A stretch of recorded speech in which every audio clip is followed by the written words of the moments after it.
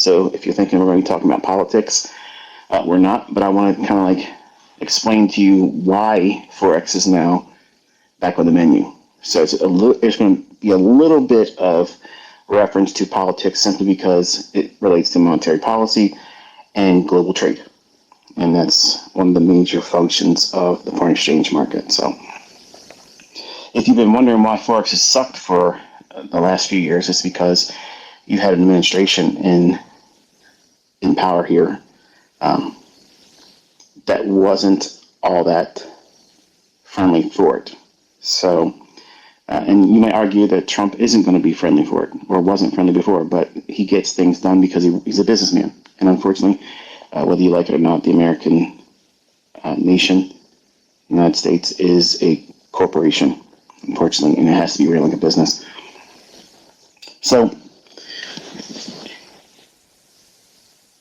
for the folks that's going to wonder why I don't vote, is because I don't believe in the two-party system. It's a one-party system, and you have the illusion of choice. They share back and forth power, and they basically bend the knee to people that you don't see that really run everything. So that's my opinion, and you're welcome to debate about and say whatever you want to say about it, but that's my opinion. That's why I don't participate in it, okay? So, and you can't blame me, no matter what happens. So, Forex has been pretty much a killjoy for a number of years. And when I publicly came out and said that I was not trading anymore, because of the administration that came in, I was not comfortable with what was transpiring, not only there, but with COVID stuff, with the draconian things that were being implemented, not only in America, but in every other country. It was just a very prime environment for a black swan. And honestly, just because Trump has been president-elect now, doesn't mean he's ever going to get in the office. Anything can happen, folks.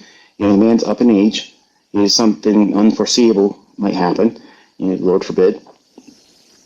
But it's a long walk between now and January 20th, let's put it that way. And once he gets in office, he's already talked about some of the things he wants to do, and that's going to stir up the foreign exchange markets. Okay, they already started moving around a lot. Futures this week, on the heels of the Trump landslide, they had moved, as you would expect, one way higher. And if it would have been more leaning towards Kamala, which would have been a shock for me, why anybody would have voted for her. She didn't even campaign long enough, and she doesn't have any policies. So if it were going to be heavily weighted towards her, like they did in 2020, and yes, I believe absolutely it was freaking stolen. I almost slipped in there. I wasn't going to cuss today. They stole it. Where's the 15 and 20 million votes that was there in 2020? And it's a record turnout for mail-in ballots and in-person voting. Oh yeah, math, it matters.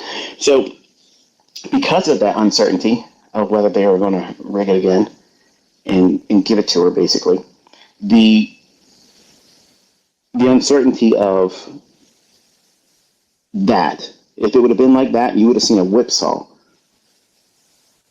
election night around 9 o'clock or so. It would have went both directions wildly, like a FOMC type event.